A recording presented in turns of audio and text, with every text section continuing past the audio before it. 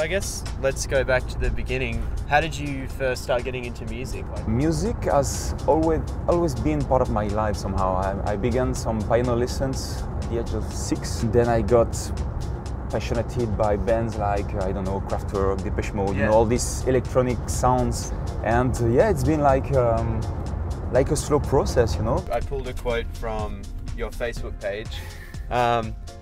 Rodriguez Jr. is the byproduct of an untamed brand of creativity and a thirst for the new and unexpected. Okay, it sounds very serious. Huh? At some point I basically wanted to go back to my own roots, my own influences. Awesome.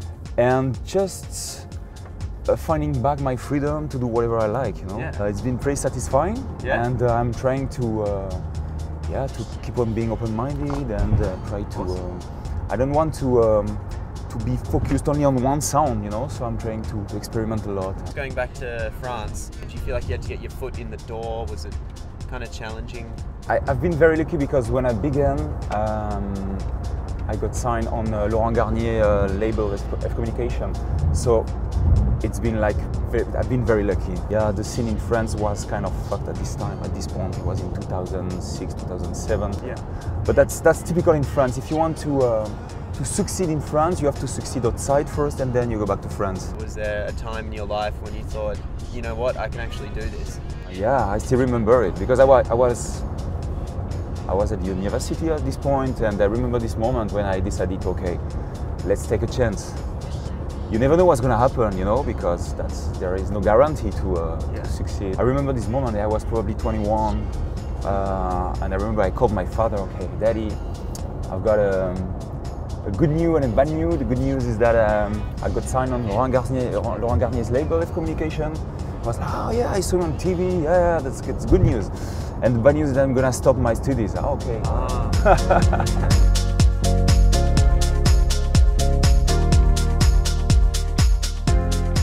You're a family man. I am, yeah. Yeah, you have a daughter?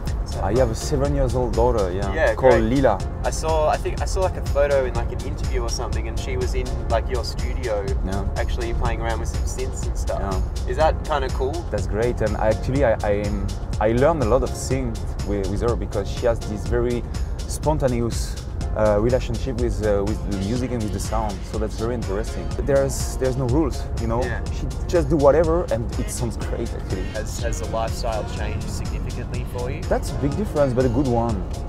Somehow it helps me to reach the good balance in life, you know. Otherwise you can easily get crazy and fucked in this business. Yeah. So on Monday morning I'm very happy to wake up and bring my daughter to school, you know. That's my balance. I have to be like very quiet during the week, so sometimes I tend to get wild during the week.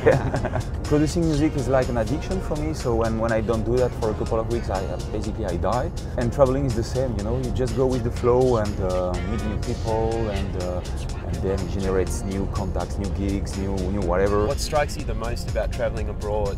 I love meeting new people, that's the thing, you know, that like it can be like here in the car, in a taxi, in a club, in a restaurant, in the hotel. That's so exciting. And I love this country. Last time I played in Melbourne was just like sick. I loved it so much. I wouldn't say that I don't have any fears, but maybe my biggest fear would be to fail family-wise, you know.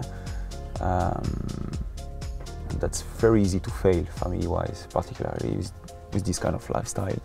What do you think your biggest accomplishment has been so far? Oh, my biggest accomplishment is maybe, of course, my daughter, because that's a big pride to be able to make a little human being grow up.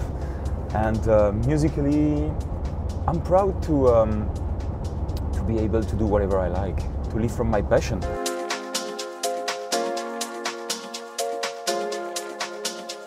Salut les amis, c'était cool de faire ce petit trajet avec vous entre l'aéroport et la boîte. J'ai été très content de pouvoir répondre à vos questions et à pouvoir discuter un petit peu. J'espère qu'on va passer un bon moment tous ensemble à Melbourne. J'espère vous revoir tous très bientôt avec les couilles du kangourou. Ciao.